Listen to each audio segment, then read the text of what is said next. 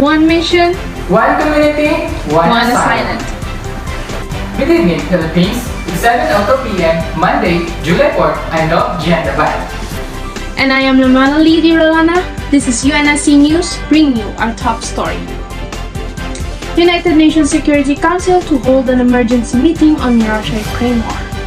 Experts, journalists, and other members says it's the responsibility of the organization to stop the war. More details with Duane Poldo. The United Nations Security Council is one of the 6 principal organs of the United Nations and is in charge in ensuring international peace and security. It takes lead in determining the existence of a threat to the peace or an act of aggression. On the line with one of the permanent country member of the UN Security Council, Ms. Barbara Woodward, representative of UK. Good day, everyone! So, Ms. Barbara, can you tell us more about the UN Security Council and how does it start and what responsibilities does the organization holds? The Security Council held its first session on January 17, 1946 at Church House, Westminster, London. Since its first meeting, the Security Council has taken permanent residence on the United Nations headquarters in New York City. As said earlier, the Security Council is in charge of maintaining global peace and security.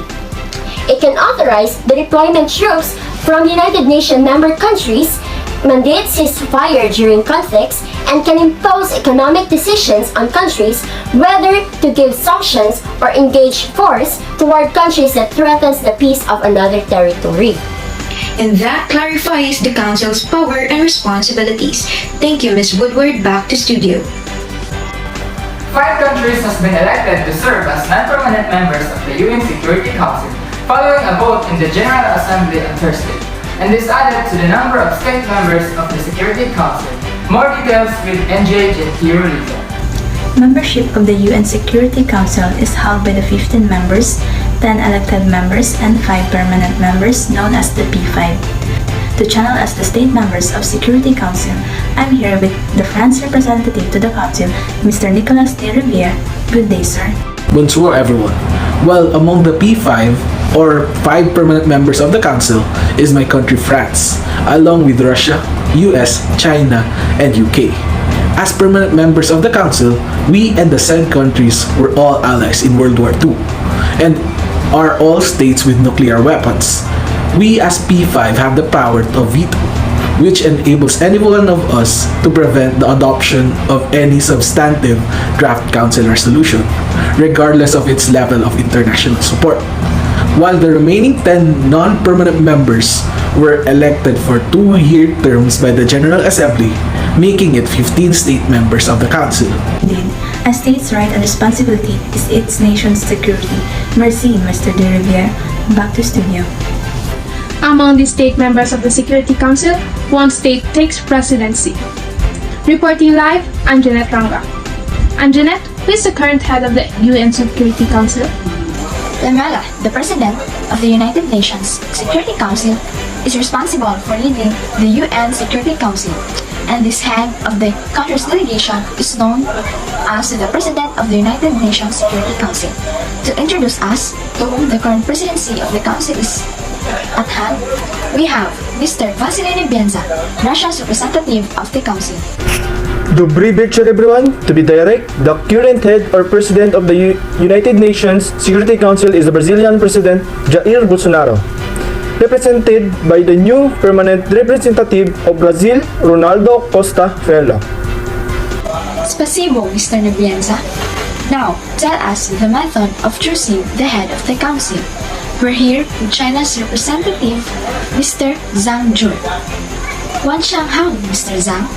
Xiaoha, everyone. Well, the method of the process of choosing the head of the council is simplified.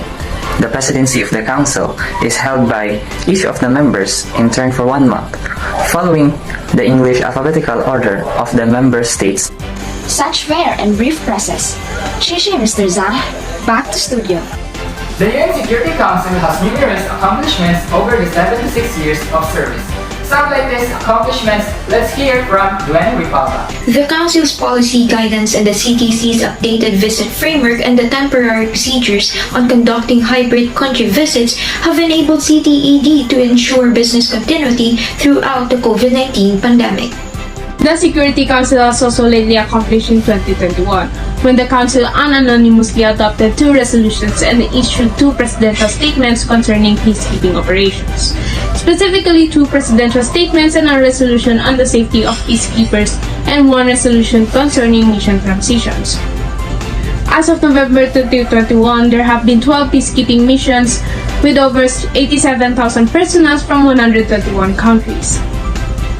More of the Council's accomplishments straight from one of the P5 state member representative of the U.S., Linda Thomas Greenfield. Good evening, everyone. In line with the protection through projection approach, from March 17 to 23 May, the Security Council with its committee, MONUSCO, deployed 30 standing combat deployment, conducted 8,352 days patrol, 7,289 night patrols, 2,220 long-range patrols and mission, 1,805 joint patrols, 1,058 escorts, and 25 aerial reconnaissance operation.